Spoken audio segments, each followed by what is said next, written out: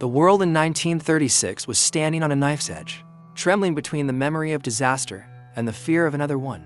The Great Depression had not merely damaged economies, it had broken them. Entire nations had watched their banking systems crumble, their currencies spiral, and their political orders lose credibility almost overnight. The global monetary system, once anchored by gold, once predictable, once stable, had collapsed into a tangle of panic, manipulation, and survival instincts. Currency values were no longer expressions of economic strength but weapons, sharpened and concealed. Governments moved exchange rates in the shadows, hoping to gain advantage over trading rivals. Nations that had once cooperated now eyed each other with suspicion. Trade barriers rose. Gold fled across borders like a hunted animal. And under the surface of every diplomatic conversation was the same quiet dread. What if the world was about to slip into collapse again? But what if, in the middle of all this chaos, the world's three most powerful financial nations didn't resign themselves to disaster? What if they made a secret pact and informal monetary truce that quietly reshaped international finance for decades to come? What if the real turning point between the rigid gold world of the 19th century and the fluid fiat world we live in today wasn't Bretton Woods, but something almost no one remembers anymore? This is the story of the Tripartite Agreement of 1936, the currency pact erased from public memory yet embedded in the foundations of modern financial power. It wasn't a treaty. It wasn't celebrated. No crowds gathered. No headlines trumpeted its rival. And no politician boasted of it.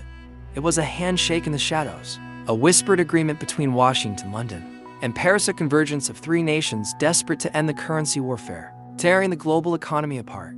And yet, the consequences of that quiet moment ripple through your life right now. They shape the value of your paycheck, the strength of your savings, and the stability of your currency. Every central bank decision, every coordinated interest rate change, every attempt to stabilize markets carries the DNA of that forgotten pact. What if money itself changed in 1936? What if the world discovered that currency didn't need to be tied to gold, but could instead be controlled, managed from above through cooperation, policy, and political will? And what if this single shift paved the way for everything we now take for granted?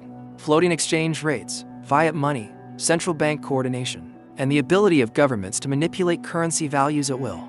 Before we dive into the astonishing truth behind the Tripartite Agreement and the reason it has been largely forgotten, check in below. Tell me where you're watching from and what time it is for you. It is a wild thing to see viewers from around the world connecting over hidden history that most schools never even mention. And if you're new here, subscribe, because this channel exists to uncover the financial stories buried beneath the surface, the ones that quietly shape the world you live in. Now, to understand why the agreement mattered, we must go back to the early 1930s, a decade defined by fear, improvisation, collapsing certainties, and governments scrambling to rewrite the rules of money as fast as they were breaking. We were living in a world that had lost its compass, and the Tripartite Agreement was the moment three nations tried, desperately, to find a new one. To understand why three of the world's most powerful nations quietly gathered in 1936 to reshape global finance, we have to return to the wreckage left behind by the Great Depression.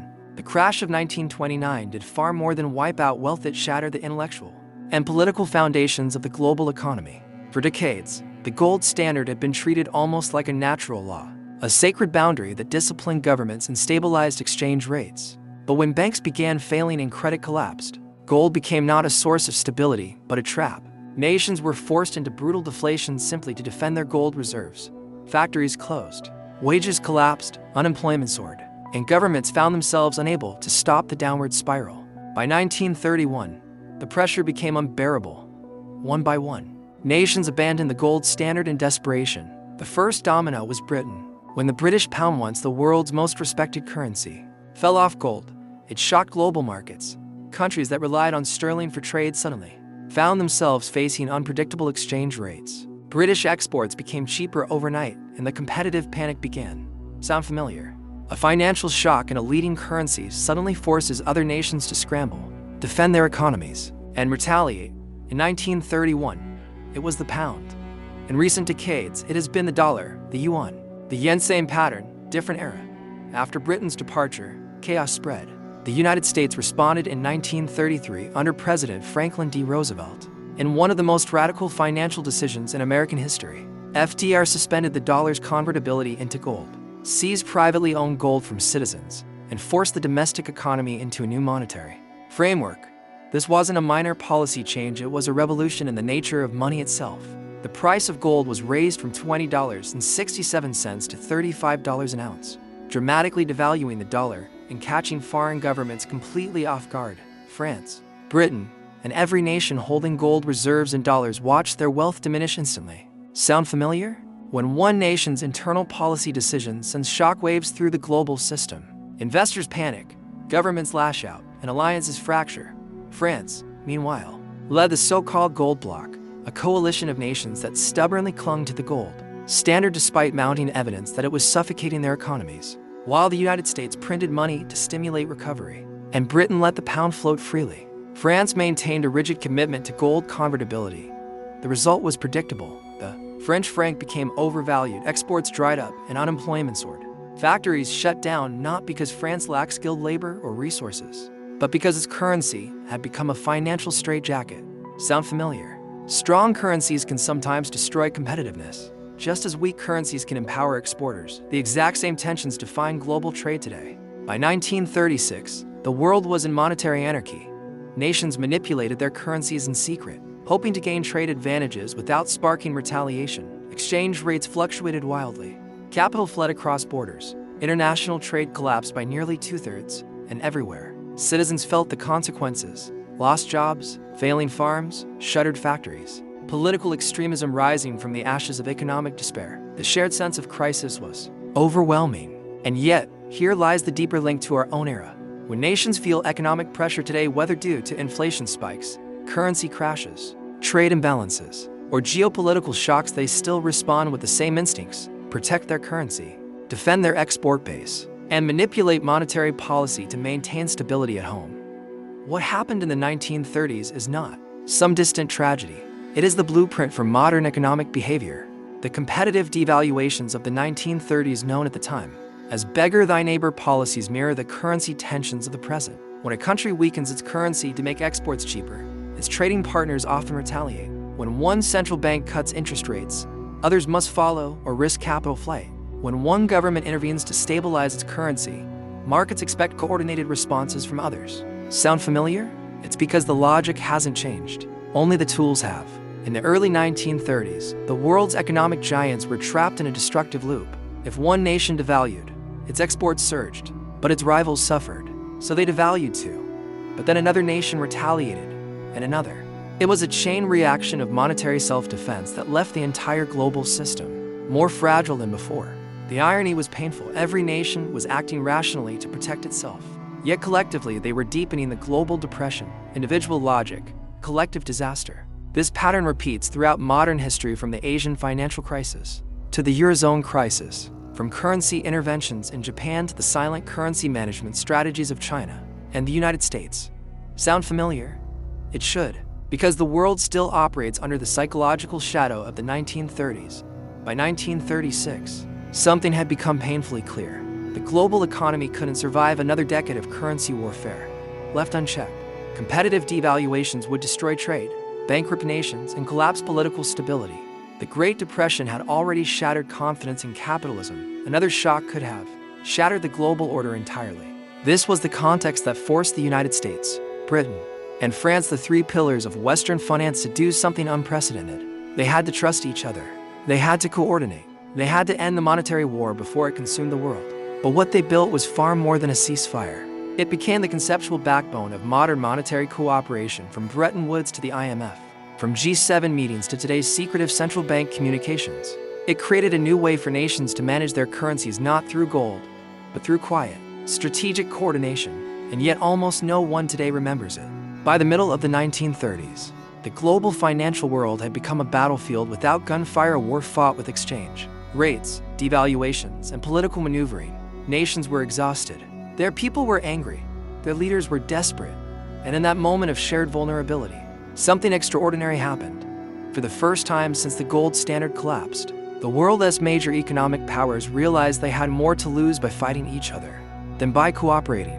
Yet this cooperation did not emerge through grand speeches or sweeping treaties. It began in silence, behind closed doors, through whispered conversations among men who understood that the fate of the global economy depended on restoring stability. The Tripartite Agreement of 1936 did not look like a monumental turning point. In fact, if you searched old newspapers from that year, you might barely find a mention of it. And that is precisely what makes it so intriguing. World-changing agreements usually come dressed in ceremonious signatures, photographs, public declarations. But this one arrived like a ghost, discreet, understated, and almost invisible. The truth is, it had to be invisible. Countries had spent years devaluing their currencies in secret. Publicly admitting they were now coordinating monetary policy would have been politically explosive. National pride forbade it, domestic politics forbade it, and the fragile nature of global confidence absolutely forbade it.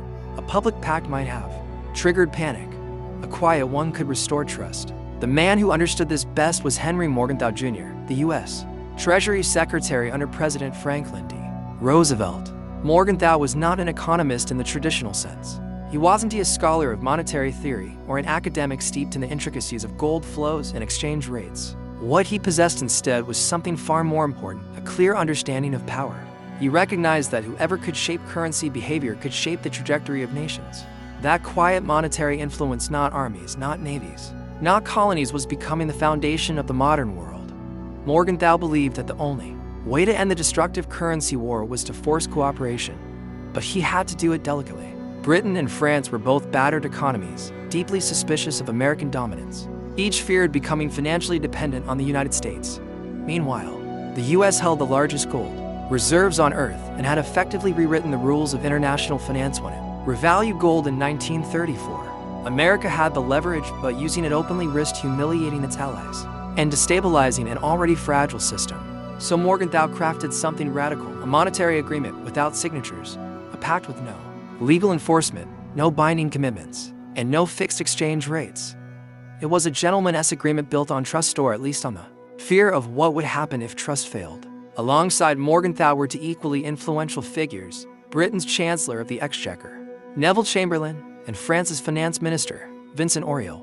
Each arrived at the negotiating table with different agendas, different pressures, and different visions for the future.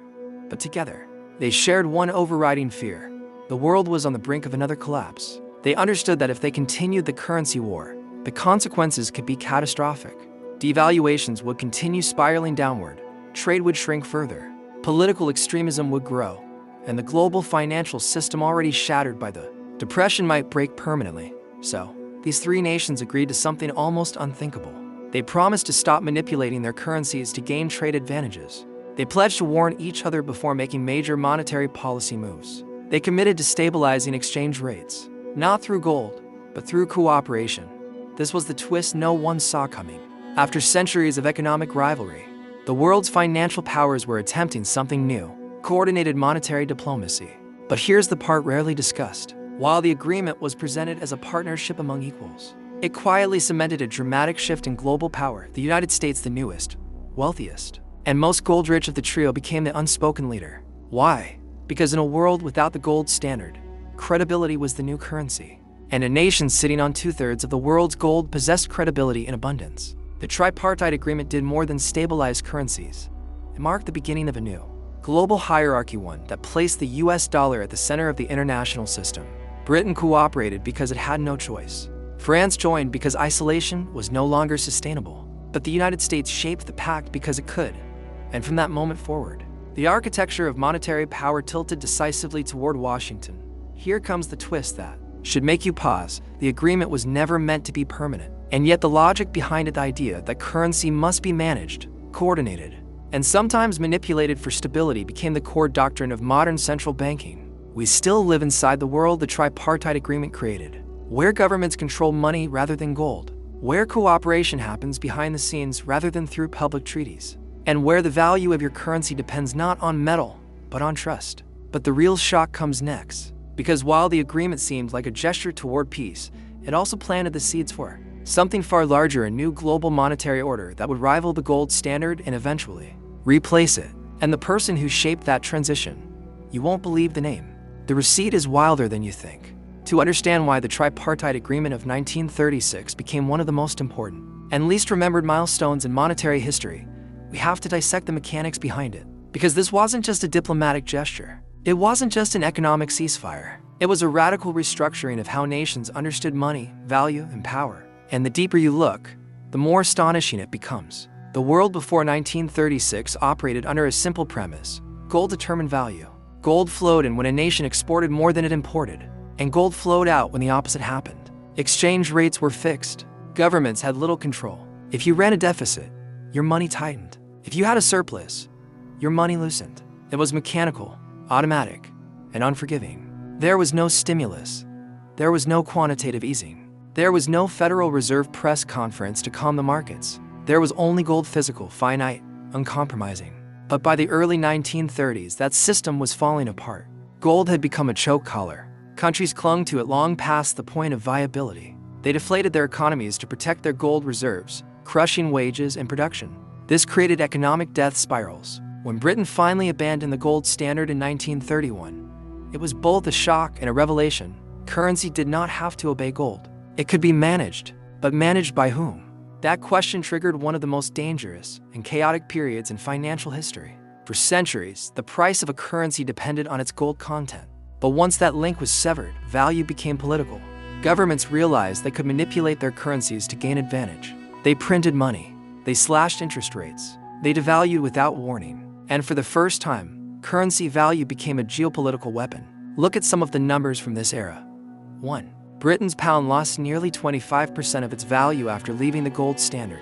This made British exports dramatically cheaper overnight and other nations furious. The US dollar was devalued from $20.67 to $35 per ounce of gold, a 69% increase in the official gold price. In modern terms, this was the equivalent of wiping out decades of savings held by foreign governments. 3. France's adherence to the gold standard caused its exports to collapse by more than 40% between 1931 and 1935. Factories shut down across the country, while cheaper imports from devaluing nations flooded global markets. 4. Global trade fell by nearly 66% between 1929 and 1933. World commerce didn't just slow, it nearly stopped. 5. In 1933 alone, more than 4,000 U.S. banks failed. The financial system was imploding under the pressure of deflation and collapsing confidence. These dramatic numbers paint a clear picture. Value was no longer stable. It was no longer objective. It was no longer governed by metal, but by fear, policy, and political incentives. This is where the Tripartite Agreement enters the picture, not as a solution to the Depression, but as the first global attempt to manage currencies through cooperation rather than competition. The mechanics of the agreement were deceptively simple. There were no fixed exchange rates, no formulas, no legal enforcement. Instead, the three powers agreed on three fundamental principles. First, they would consult one another before making major currency adjustments. This was a profound shift. For the first time, nations acknowledged that unilateral monetary moves could destabilize the world. Second, they committed to preventing competitive devaluations designed purely for trade advantage. This was meant to end the beggar thy neighbor policies of the early 1930s, when lowering your currency was a way to steal demand from your neighbor.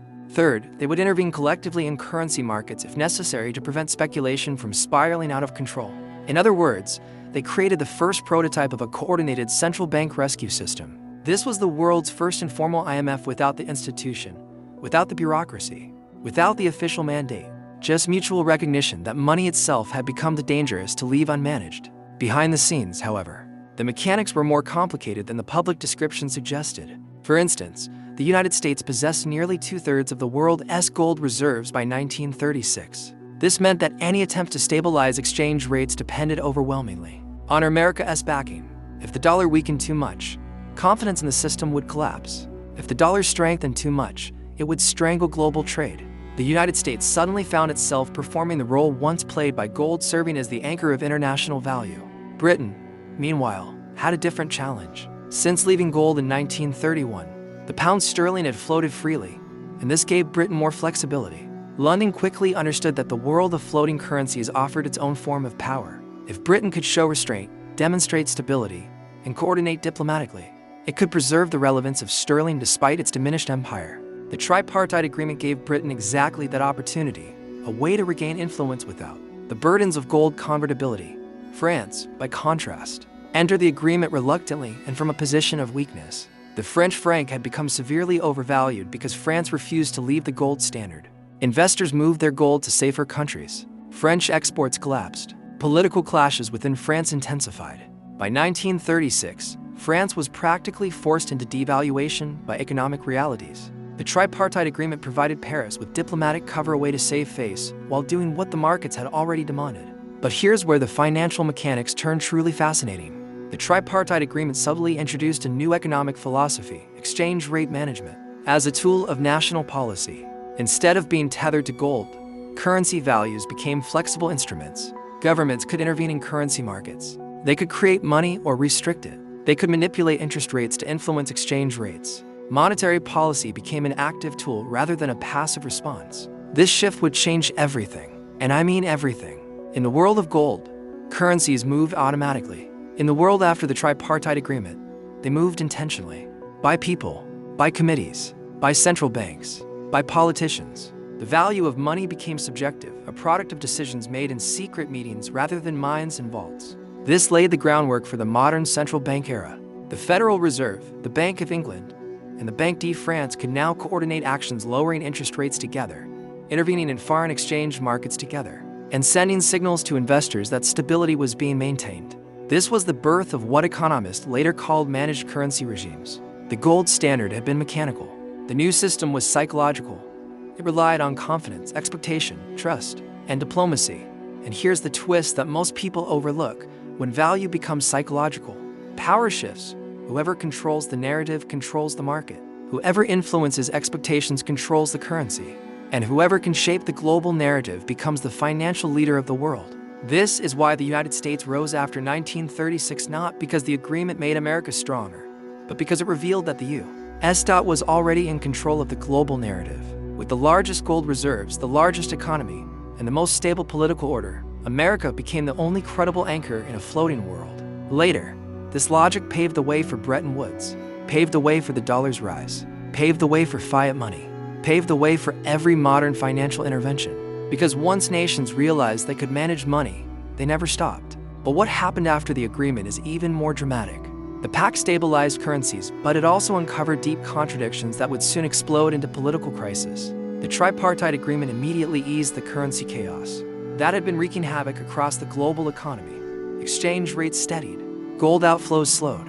Investors who had abandoned national currencies for physical metal began cautiously returning to financial markets. Confidence, fragile yet real, flickered back to life. But beneath this thin layer of stability, a set of deeper contradictions, political, economic, and philosophical, was already forming. These contradictions would reveal not only the limits of the agreement, but also its long-term consequences, many of which continue shaping the world economy to this day. For one, the Tripartite Agreement did nothing to mend the structural wounds of the Great Depression. Trade had collapsed by two-thirds between 1929 and 1933, and even as currencies stabilized, the global economy remained suffocated by tariffs, capital controls, and political nationalism. Roosevelt's United States was still immersed in the New Deal, prioritizing domestic recovery through inflationary policies and aggressive government intervention. Britain was focused on stabilizing the pound to protect its financial reputation. France was trapped in political turmoil, swinging between factions that demanded discipline and those that demanded growth. These were not just different priorities, they were different economic philosophies, different visions of national destiny. The agreement's success depended on harmony, yet the countries were marching to entirely different rhythms. A pact built on mutual trust was being strained by domestic pressures that made trust scarce. The Tripartite Agreement was a ceasefire, but not a cure. France felt this tension most acutely.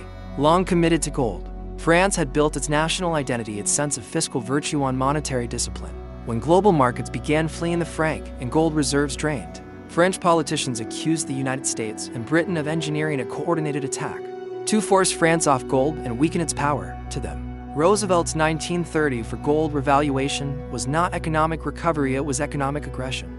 The Tripartite Agreement, they feared, was an American-led attempt to entrench the dollar as the new anchor of global finance. Behind closed doors, some French officials openly stated what they dared not announce publicly. The agreement looked less like cooperation and more like capitulation.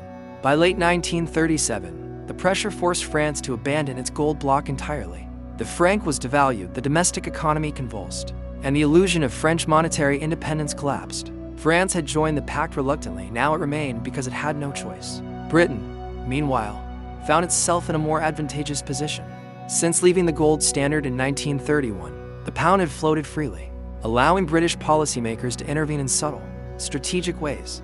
The Tripartite Agreement gave them diplomatic cover to manage sterling as they saw fit without igniting retaliation from France or the United States. Britain understood what France feared: the gold standard was dead, and the only way to preserve influence was to master the new game of monetary diplomacy. For London, the agreement was an opportunity one that briefly slowed its decline as a financial hegemon. But the country that benefited most, and by far, was the United States. America possessed nearly two-thirds of the world's gold reserves by the mid-1930s. Its industrial capacity dwarfed that of Europe, and its domestic stability strengthened by FDR's political dominance made it uniquely suited to lead. The Tripartite Agreement allowed the Roosevelt administration to coordinate global monetary policy without needing formal authority. Henry Morgenthau Jr., using the Treasury as a diplomatic instrument, communicated directly with foreign finance ministers in a way that bypassed traditional diplomatic channels. It was a quiet revolution in international relations, power exercised through currency management rather than military force. And yet, this newfound coordination was fragile. Every nation involved was under intense domestic pressure. Every decision was scrutinized by political opponents. Every sign of weakness risked sparking renewed currency speculation. This fragility revealed a deeper truth. The agreement was not stabilizing the world. It was merely pausing an inevitable reckoning. As the 1930s progressed, the economic wounds of the Depression increasingly collided with geopolitical tensions. Germany's massive rearmament under Hitler, Japan's invasion of China, Italy's imperial ambitions each event destabilized global confidence further. Nations realized that monetary cooperation could not survive in a world drifting toward war. Economic priorities shifted to national survival. Britain introduced exchange controls. France's monetary system collapsed after it fell to Germany. The United States prepared for wartime financing long before officially joining the conflict. By 1939, the Tripartite Agreement had effectively died quietly, without ceremony, just as it had been born. Yet its death did not erase its influence. The pact had introduced ideas that would define the rest of the 20th century. It suggested for the first time that exchange rates could be managed through cooperation, rather than fixed by metal. It demonstrated that governments could stabilize markets through collective action, even without a formal institution. It hinted at a world where international finance could be shaped by diplomacy, not gold flows. The Tripartite Agreement became the prototype for every major monetary coordination that followed. Its fingerprints are on the Bretton Woods Conference 1944, where fixed exchange rates anchored to the US dollar replaced the gold standard. The Plaza Accord 1985, where nations cooperated to weaken the dollar. The Louvre Accord 1987, which stabilized the dollar after its engineered decline. Every modern G7 and G20 monetary coordination during crises. Central bank actions during the 2008 financial collapse, when the Federal Reserve created trillions and coordinated with other banks to prevent global meltdowns. All of this traces back to 1936. A few finance ministers meeting in private, a handshake, a promise to consult each other, a simple acknowledgement that currencies could no longer be left to markets or metal alone. But here's the deeper legacy, one more subtle, yet more profound. The Tripartite Agreement rewired the world's understanding of money. It marked the moment when values ceased to be inherent and became strategic. It marked the moment when nations realized they could design value. They could manipulate it. They could engineer it. Money was no longer a mirror of economic reality. It became a tool to shape that reality. And from that revelation, a new world emerged, one dominated not by gold, but by policy. Not by supply, but by belief. Not by market forces, but by central bank coordination. What began as a desperate attempt to end a currency war became the foundation for an entirely new philosophy of economic control. But the consequences did not stop there. The transformation of money into a political instrument created a new form of instability, one that would haunt the world for generations and eventually explode into crises more severe than anything the 1930s could have imagined. The quiet revolution that began with the Tripartite Agreement did more than stabilize currencies in the short term. It fundamentally altered the nature of money itself, shifting it from a passive store of value to an active instrument of national strategy. This transformation created a new kind of power, one rooted not in gold reserves or trade balances, but in the decisions of policymakers, central bankers, and finance ministers. Yet with this new power came a dangerous fragility. The more governments learned they could influence currency values, interest rates, and capital flows, the more the global economy became dependent on constant intervention. Stability no longer came from the automatic discipline of gold. It came from coordinated management, whispered agreements, and the hope that policymakers would act wisely. As the world soon discovered, this hope was not always enough. After the Tripartite Agreement faded into history on the eve of the Second World War, its lessons did not disappear. Instead, they shaped the design of the post-war monetary order. When global leaders gathered at Bretton Woods in 1944, they were not starting from scratch. They were building on the foundation laid 8 years earlier, when the United States, Britain, and France proved that monetary coordination was both possible and at times necessary. Bretton Woods took the tripartite philosophy and formalized it. Now, instead of backroom diplomacy, there were institutions like the International Monetary Fund and the World Bank. Instead of informal pledges, there were rules that required nations to maintain fixed but adjustable exchange rates. The U.S. dollar became the anchor of this system, convertible into gold at $35 an ounce, while every other currency pegged itself to the dollar. It was a hierarchy built not on conquest or empire, but on the strategic control of money. The irony was unmistakable. The Tripartite Agreement had been created to ease economic tensions during the Great Depression, yet it inadvertently paved the way for American financial dominance. Under Bretton Woods, the United States became the custodian of global stability, responsible for maintaining the dollar's strength, managing gold flows, and ensuring that other nations could trust the system.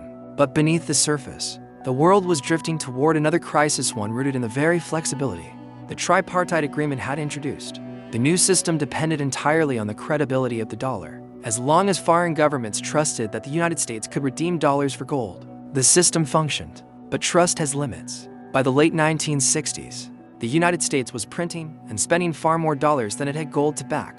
The cost of the Vietnam War, the expansion of social programs, and massive capital outflows strained America's ability to honor its promises. Foreign governments, most notably France, began demanding gold instead of paper. This was the nightmare the tripartite negotiators had feared, the moment when confidence dissolved, and nations began to doubt the stability of the system.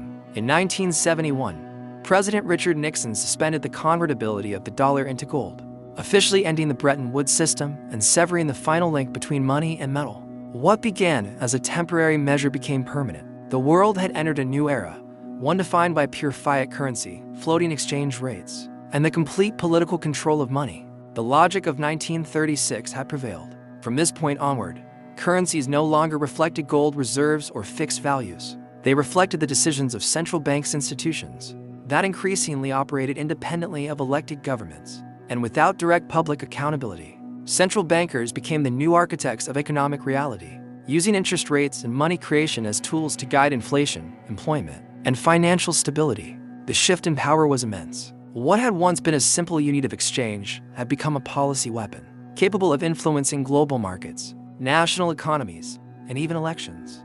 But this new world was far more fragile than the one it replaced. The absence of gold meant the absence of a natural limit. Currencies could be expanded indefinitely. Debts could grow without constraint. Governments could postpone economic pain through manipulation rather than confronting underlying problems. As a result, crises became more frequent and more severe. The oil shocks of the 1970s, the Latin American debt crisis of the 1980s, the collapse of Japan's bubble economy in the 1990s, the Asian financial crisis of 1997, the dot-com bust, the 2008 global financial meltdown, and the inflation crisis of the 2020s all emerged from a world where money was not grounded in physical reality but in promises, expectations, and political strategy. Each crisis revealed the same unsettling truth. When currencies float freely and central banks intervene constantly, the global economy becomes an elaborate balancing act. Markets no longer move purely on fundamentals, they move on speculation about policy. Investors study the language of central bank officials, searching for clues about interest rates or liquidity injections. Bond markets react not to changes in productivity, but to shifts in monetary policy. The entire system becomes a psychological construct, one in which confidence is everything and reality is secondary. This dependency on central bank coordination resembles a modern version of the Tripartite Agreement, but on a global scale. When the Federal Reserve takes action, other central banks often respond in kind to prevent capital flight or disorderly currency movements. During the 2008 financial crisis, major central banks coordinated interest rate cuts and liquidity programs to stabilize markets. During the COVID-19 pandemic, they created trillions of dollars, euros, yen, and pounds to prevent economic collapse. These actions echoed the informal cooperation of 1936, but magnified to an unimaginable degree. The agreement had planted the idea that stability could be engineered. Modern central banks built an entire philosophy around that idea. But engineering stability also means engineering instability. When markets rely on intervention, they become addicted to it. When policymakers believe crises can always be managed, they take bigger risks. When money can be created without limit, debt grows to levels no previous generation would have considered possible. This is the paradox of the tripartite legacy. The agreement was born out of despair and designed to restore order. Yet by proving that governments could manage currencies, it opened the door to a world where currency manipulation became permanent. It replaced the automatic discipline of gold with the political discipline of central bankers, a shift that empowered some nations, weakened others, and transformed global finance into a perpetual negotiation. The consequences are everywhere. Today, when interest rates rise or fall, millions feel the impact. When currencies crash, governments topple. When central banks coordinate, markets surge. When they fail to coordinate, markets collapse. Every boom and bust of the modern era traces its lineage to the moment in 1936 when three nations agreed that money should be guided rather than discovered. But the most profound consequence is psychological. The Tripartite Agreement taught the world to accept a simple, yet revolutionary idea: that money is not a fixed truth, but a managed abstraction. Once society accepted that, everything changed. The legacy of the Tripartite Agreement is not simply a historical footnote. It is a living force, quiet, subtle, embedded in the very architecture of the modern financial world. To understand the present, with its volatile markets, politicized central banks, and perpetual cycles of crisis and rescue, one must trace the path back to 1936, to the moment when three nations decided that money could be guided rather than anchored, negotiated rather than discovered, managed rather than trusted. What they launched was not just a currency pact. It was the first experiment in a new kind of power, the power to define value itself. As the 20th century progressed, this philosophy of managed money began to transform every corner of economic life. Inflation, once viewed as a sign of national failure, became an acceptable tool for stimulating growth. Interest rates, once determined by the supply and demand for capital, became instruments of policy used to steer consumer behavior and shape investment. Financial crises, once seen as inevitable corrections or natural resets, became political emergencies requiring immediate intervention from central banks and governments. Each intervention prevented collapse in the short term, but added new layers of instability in the long term. The promise of control became a cycle of dependence.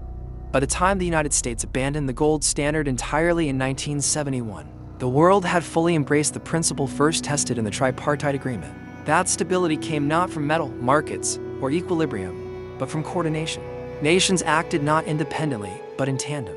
When the Federal Reserve adjusted interest rates, central banks across Europe and Asia often followed within days. When Japan devalued the yen to help exporters, other countries responded to prevent their own currencies from rising too sharply.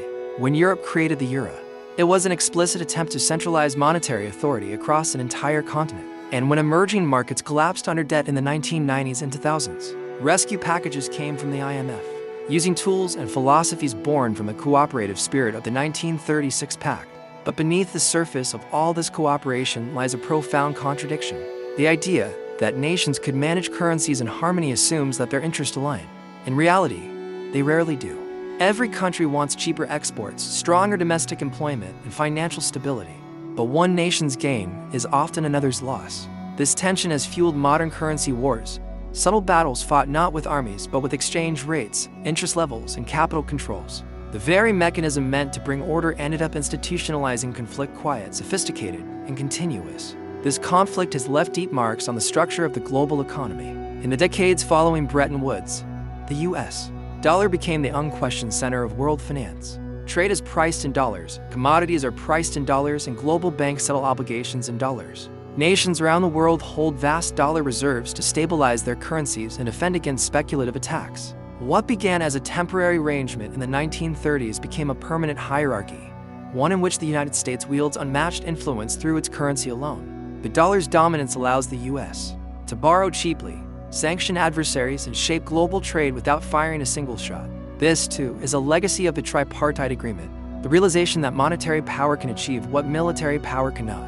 Yet dominance breeds fragility. As debt levels ballooned, as credit creation became the engine of growth, and as central banks grew more confident in their ability to manage the cycle of boom and bust, the underlying system became increasingly dependent on intervention. The 2008 financial crisis exposed this vulnerability.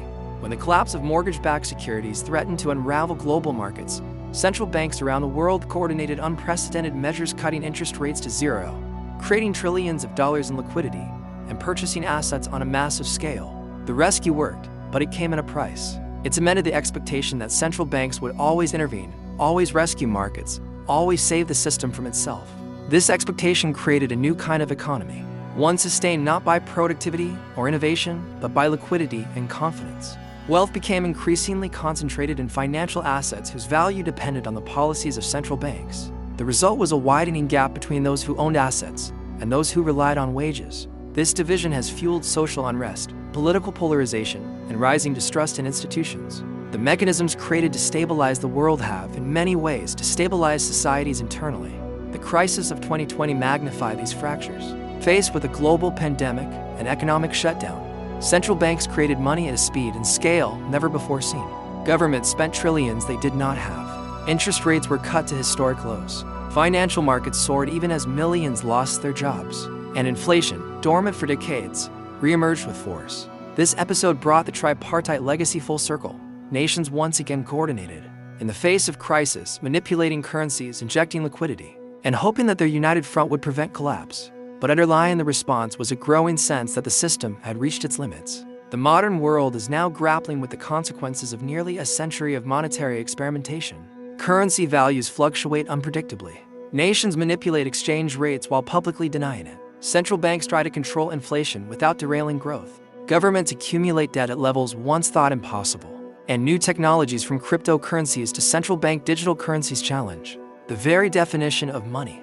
The same questions Roosevelt, Chamberlain, and Bloom faced in 1936 are resurfacing today with far greater urgency. What is the value of money? Who controls it? And can trust be manufactured indefinitely?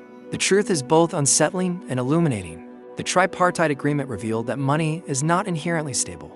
Its value depends on confidence, cooperation, and the credibility of those who manage it. When that confidence is strong, the system appears indestructible.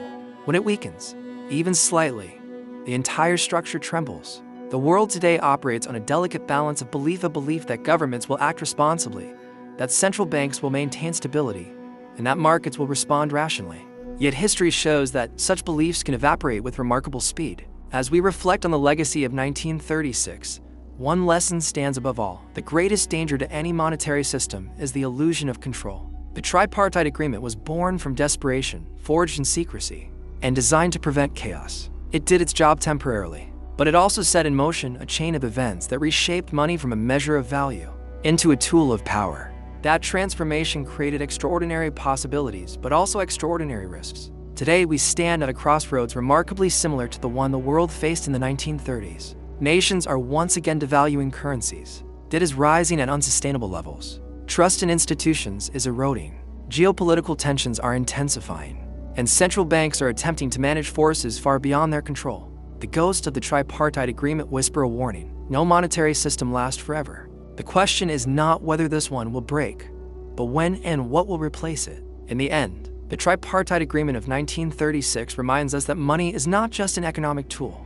It is a reflection of human nature, our fears, our ambitions, our cooperation, and our conflict. It binds nations together, yet divides them. It creates stability, yet breeds vulnerability. It promises control, yet constantly slips beyond it. The pact that history forgot may have been small and formal and quiet, but its impact echoes through every financial decision made today. Understanding it is not just understanding the past, it is understanding the uncertain future we all share.